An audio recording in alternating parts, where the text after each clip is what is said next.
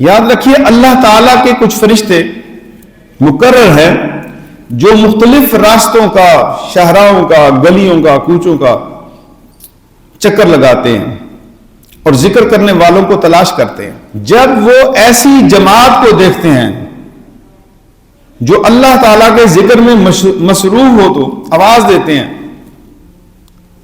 آؤ اپنی حاجت کی طرف۔ اور پھر حضور صلی اللہ علیہ وسلم نے فرمایا فرشتے انہیں اہل ذکر کو اپنے پروں سے ڈھانپ لیتے ہیں اور یہ سلسلہ آسمان دنیا تک جاری رہتا ہے۔ اب اس میں فرشتوں کا ان بندوں کے پاس آ جانا جو ذکر کرتے ہیں کتنی فضیلت کی بات ہے۔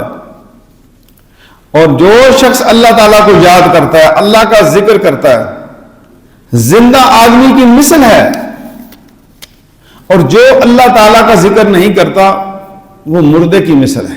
اور یہ فضیلت بھی آپ نے سنی ہے کہ فرشتے ڈھانپ لیتے ہیں اپنے پروں سے اس مجلس کو جہاں اللہ کا ذکر ہوتا ہے، اور یہ سلسلہ آسمان تک قائم ہو جاتا ہے، وہ ہلکا بن جاتا ہے کہ ایک فرشتے انہوں نے پر اوپر کیے، اس سے اوپر اور فرشتے آ جاتے ہیں، حتیٰ کہ وہ آسمانوں کو چھو جاتے ہیں۔ اتنی مخلوق میں ذکر کے ساتھ فرشتے شامل ہو جاتے ہیں۔